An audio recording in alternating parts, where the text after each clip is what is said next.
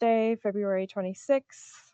The main thing that we're going to discuss is marginal risk for this afternoon, continued above normal temperatures and dry after today, and improving fire conditions, so that's some good news. So the severe weather threat this afternoon, mainly north of I-20, isolated severe thunderstorms with hail up to quarter size. Hail's the main threat, so we have the pretty favorable shear and lapse rate environments in this area that's highlighted. But don't be surprised if the timing shifts a little bit later on a updated graphic, as the latest guidance has come in a bit later with that, more like 6 p.m. into the overnight hours.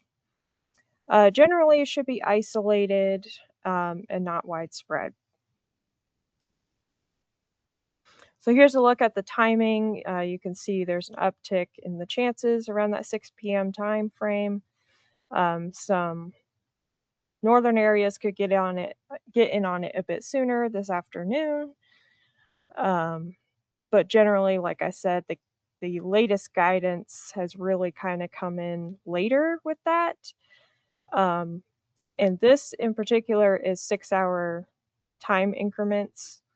So consider this more like maybe 5 p.m. as opposed to this 12 p.m. time. And then generally drying out after midnight to 2 a.m., I would say. Should be mainly dry on Friday. So here's a look at the rainfall totals. Not a whole lot. We're looking at generally a quarter inch or less. And the bulk of that rain is going to come today. As I mentioned before, it's going to be dry following today. So this will probably not help drought situations west of I-55, as that's where the drought situations are concentrated right now.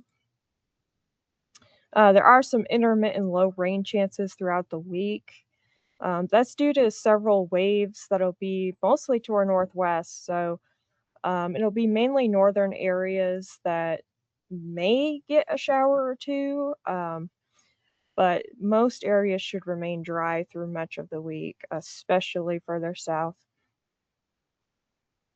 So here's a look at the updated drought monitor for our area. You can see that red color down there in the southwest. Catahoula, Concordia, Adams, Franklin, and Jefferson. That is where our drought is most severe. We do have a little bit up in Ashley as well. So this is long-term deficits. There has been some recent rainfall, but I'm sure you all are aware that we have had some fires lately. So as of right now, not really seeing anything to improve this. But the fire conditions may be improving with higher humidity through the next week.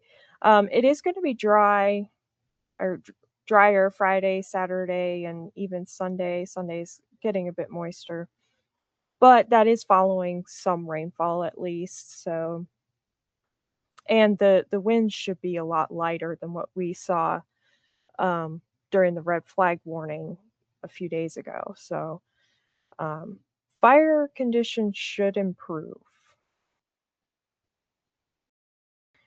So just to summarize, a storm system will bring thunderstorms to the area this evening, overnight tonight.